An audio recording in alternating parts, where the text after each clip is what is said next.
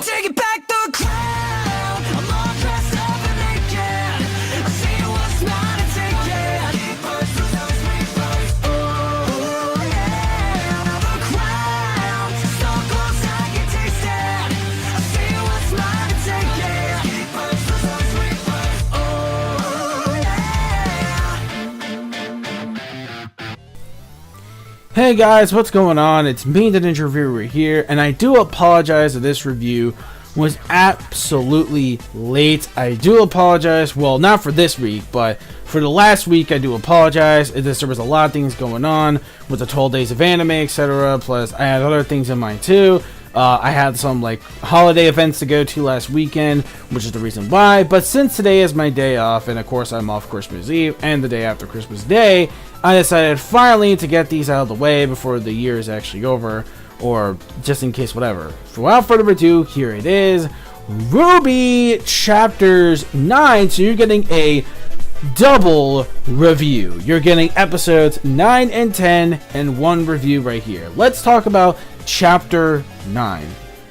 I'm not going to really go over Chapter 9 too much because, yeah, it's just because I really want to get to Chapter 10. So I'm trying to recap myself exactly what happened on Chapter 9 for last week. But I do remember, we actually got a couple things I do remember.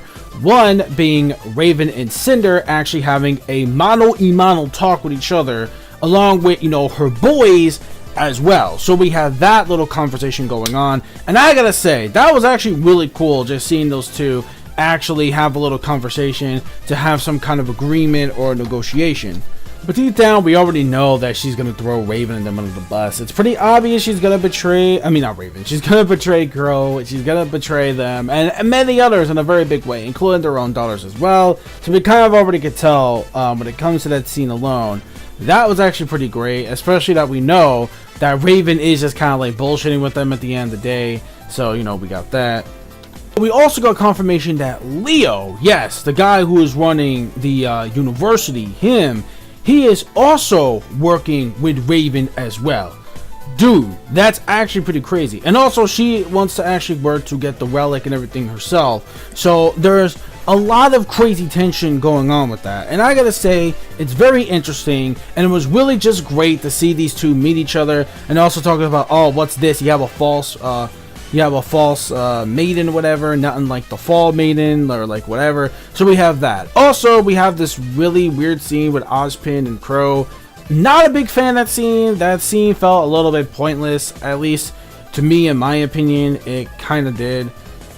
A little bit, kind of. Not really a big fan of that scene, so I just kind of skipped over it. Let's talk about the ending where we have Blake and her father, and we have them actually with their fight going on. Even though there wasn't really too much of a fight, you know, we see some of the father, you know, fight a bit, you know what, etc. We see him like transform into something that was actually really cool. Now, a lot of people said they weren't too fan of when it comes to the fight or whatever, pretty much.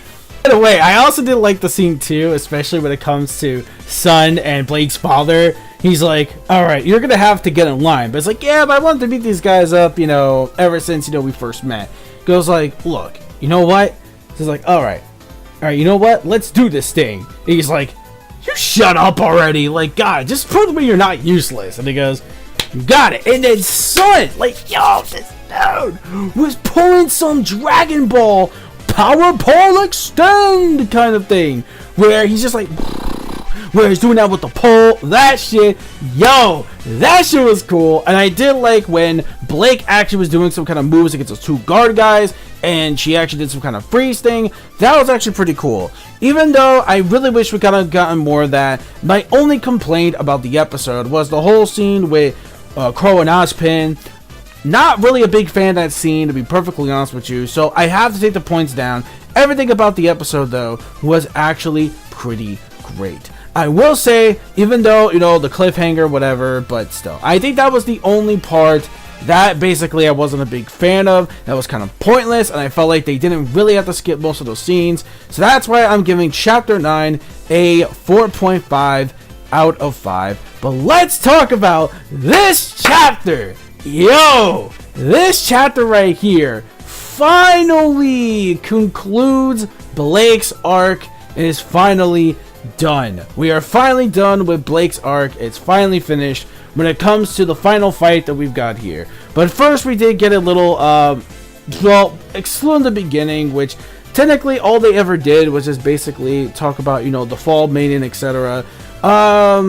Deep down, I wasn't like too big of a fan of that. Well, actually, no, that was kind of important though. So we got Blake's father is a savage, bro. He's a fucking savage. This dude, he just goes in there and he's just like, yeah, and he's fighting the brothers. Yo, that shit was mad hype, yo. Mad beastly. Like, literally, it was beastly. Literally beastly. Like, it was the most beastly scene I have seen in this series. No pun intended. When it comes to Ruby. Now, this scene was off the freaking chain. I just love that scene a lot. Not only that, but the fight between Blake and Ilya was actually very emotional. I love the guns that Blake has. It's awesome. Like Blake has a fucking Uzi. I'm like, yo, like, okay. And actually, she was able to actually save her from her thought, and she was still able to forgive her thought. I don't know why I just thought of that. And was able to actually forgive her for what she really was, despite, you know, pretty much being, you know, Adam's little bitch, pretty much, and actually pretty much just going by the will and what they want to do.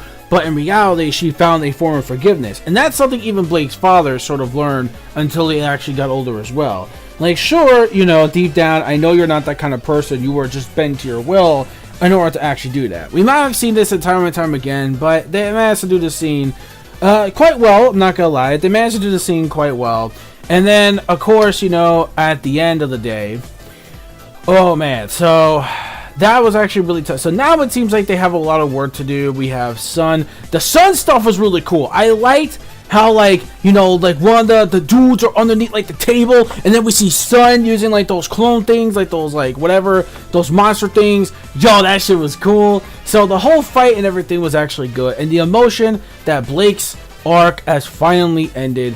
And now we get to see now that they have a lot to actually prep for themselves in order to actually assist, and it looks like they might change their minds in the upcoming battle when it comes to Cinder. So now it looks like they might be changing their minds to actually help out with this war after all. So it looks like now they're finally going to find a way to proceed everyone to actually now side with the humans in order to work with them in order to finally stop Cinder and the boys. So we have that going on, and yeah, this episode, I will have to say, was the best episode we have gotten out of Volume 5. Hands down, my favorite episode right here. This is my favorite episode of Volume 5, of how impactful it is. Sure, the beginning stuff may have been really excitingly impactful, but you know what? The other stuff for it makes it more impactful and makes up and actually destroys what happened a little bit at the beginning. So this, I give it a 5 out of 5. This is the first 5 out of 5 I have given in Volume 5, get it, in a very long time. So that's it. Let me know your thoughts in the comment section below of this week's chapter, well, Chapter 9, and this week's chapter, Chapter 10 of RWBY Volume 5. Until then, it's basically it for me. Don't forget to rate, comment, and subscribe as always. Do not forget to click the bell to join the squad boys to get the notifications of my videos. Follow for social media plugins and my gamer tag as well. Peace, soul, love, chicken grease, and the sky is the limit. Anime manga fans can support it with what you watch, and see you guys next week for Chapter 11. Oh, by the way, since it is the day before the holiday, just wishing everybody a very happy holiday season. Merry Christmas, Happy Hanukkah, Kwanzaa, whatever the hell you celebrate, go nuts, you know, whatever. Just a happy holiday season overall, and I will see you guys next week. Before we have one more chapter before the year is over, so I'll see you guys for the last chapter of 2017, which will be Chapter